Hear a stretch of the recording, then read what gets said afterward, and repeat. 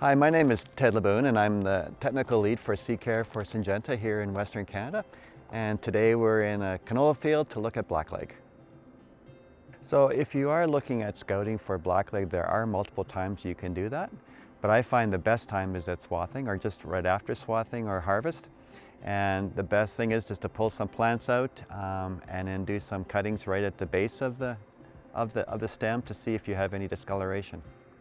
So what I like to do when I'm scouting for blackleg, I like to walk up and down the field, and I'll just get on my hands and knees and just pull some samples like we're doing right now. And some things I look for too is to see if there's any kind of infection on the stem that I can see. But the critical one is to be able to pull out some samples and then just at the base of the stem here, just do some cuttings. And when I do these cuttings, I just look to see if there's any discoloration. On this particular one, it's nice and healthy and clean, so there's no blackleg infection on this particular seedling. So when you're walking down the field, sometimes what I look for is on the stem, you can see some infection. And so I want to show you an example here of a stem that definitely has blackleg on it. The way you can tell it from other diseases, you'll see black little spores on the stem. And that's an easy way of telling whether or not you have a blackleg versus other potential diseases. But then when you start doing the stem cuttings, you can see on these samples here, there's definitely a blackleg infection. You can see some over here, you see some discoloration on this one here. Here's a good example of that. And then here's another good example that blackleg infection has occurred. And that infection occurred at cod leading stage probably. So the symptoms are now just really showing in the fall. So even though you check in the fall for symptoms, generally speaking, the most critical part, the infection occurred really early in the season after planting.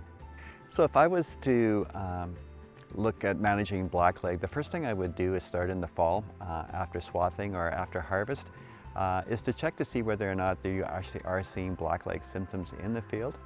And the way you find them is when you do the stem cuttings on the base of the stem. If there is any discoloration there, that you know for sure that you have some blackleg issues. In terms of going from there, we know that crop rotations play a critical role in managing the disease. If you can reduce the amount of blackleg that's carried over on crop residue from previous canola crops, that would be a good start.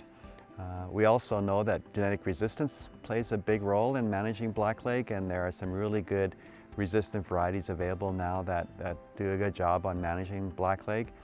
The other thing that we're understanding more is that the importance of that early infection as the crop emerges at the cod leading stage.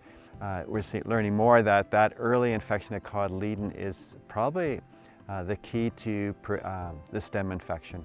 So we're also looking at seed treatments now, which I think in the future will be a really good tool to manage that really early infection that will prevent that stem infection. And then finally, if under very high risk situations, you may want to also consider a foliar fungicide when you're applying your herbicide. So at that 2 to 4 leaf stage as just another additional insurance to protect against blackleg.